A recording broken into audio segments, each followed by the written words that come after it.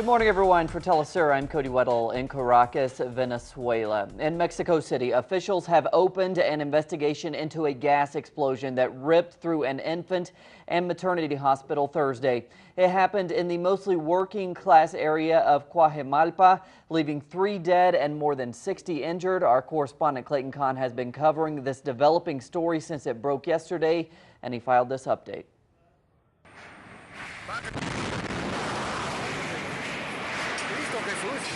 The explosion struck at around 7 a.m., setting fire to the children's hospital that had an estimated 110 people inside, killing a young woman and 2 infants, as well as injuring at least 66 people. Neighbors said the scene was horrific.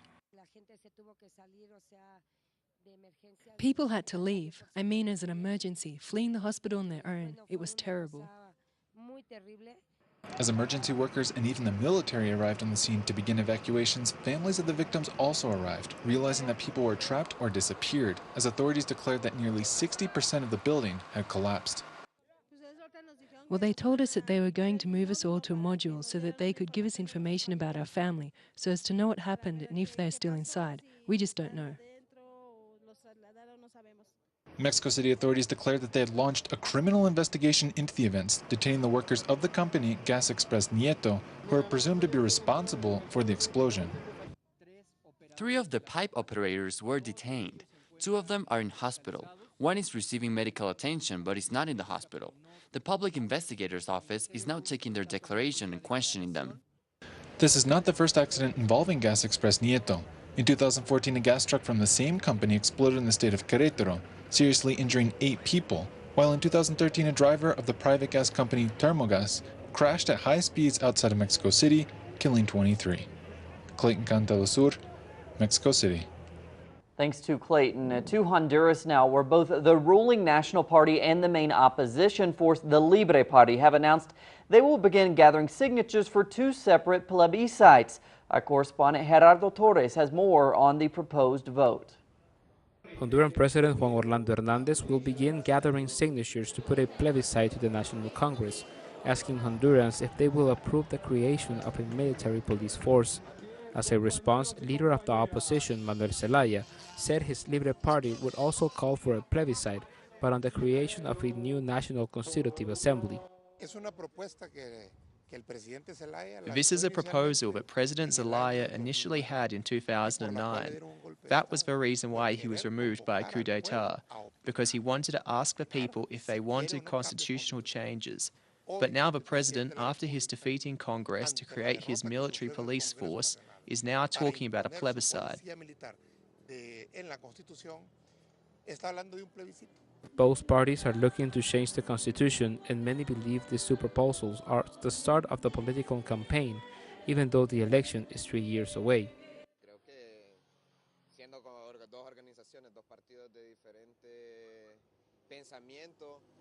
I think that these 2 parties, with such different ideologies, will be at odds at some point. They are campaigning, even though we are 3 years away from elections. The electoral campaigning will begin now.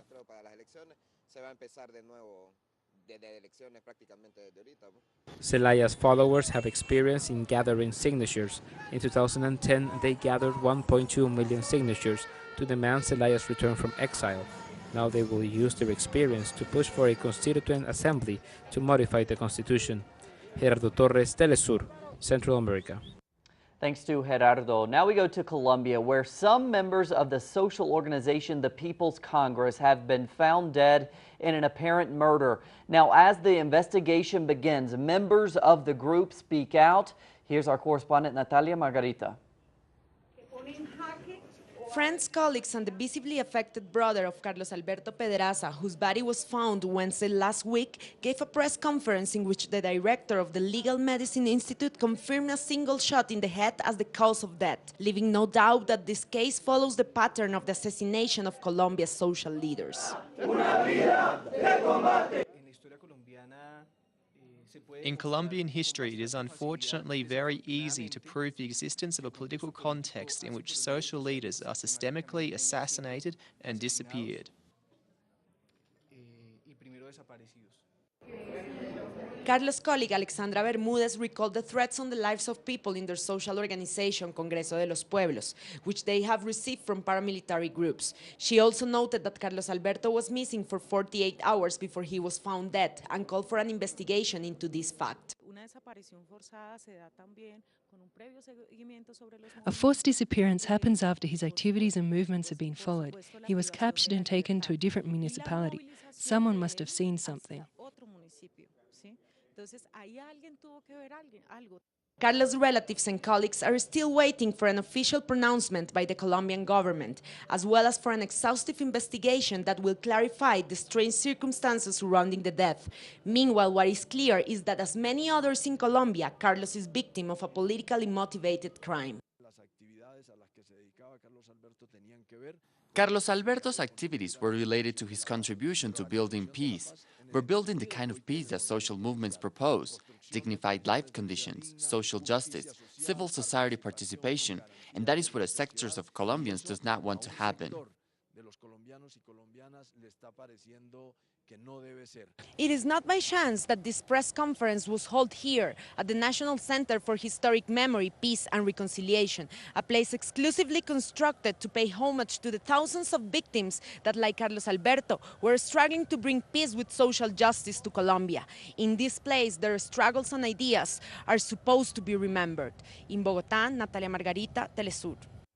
Thanks to Natalia. To the U.S. now, where the White House announces that the U.S. will not provide any compensation for its decades-old blockade of Cuba or relinquish control of Guantanamo Bay. Cuban President Raul Castro recently described the dismantling of the blockade and closure of a U.S. military base at Guantanamo Bay as prerequisites for a full normalization of ties between Washington and Havana. White House Press Secretary Josh Ernst called it an example of the wide variety of disagreements between the United States and Cuba. In Britain, members of the Stop the War coalition protest outside the Houses of Parliament in London as MPs inside debate whether or not to delay the release of the Chilcot report. The report details the findings of a 6-year official inquiry into the Iraq War. Led by Sir John Chilcot, the inquiry has been heavily criticized for the length of time taken to produce a report. The process began in 2009. Meanwhile, in Iraq, the parliament there approves its first national budget since oil prices sank to historic lows earlier this month. At $105 billion, Iraq's annual budget for 2015 was revised by lawmakers in Baghdad after critics accused the parliament of overestimating oil prices in earlier draft budgets. The new budget will also see Baghdad restart payments to Iraq's autonomous Kurdish government. Last year, the entity was given almost no national funding due to an oil export dispute. This year, though, the Kurds are set to receive 17% of the budget. In the United States, Senator John McCain is struggling to control his temper at a Senate Armed Services hearing yesterday in Washington. After condemning protests against former Secretary of State Henry Kissinger, McCain was heckled by protesters reported to be from the Code Pink group.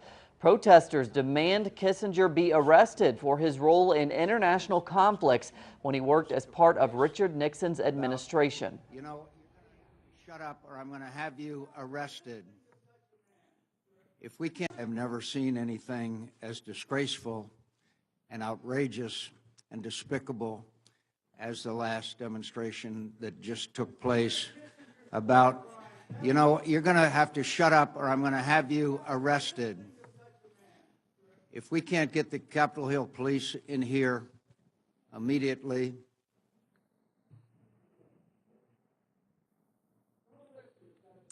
get out of here.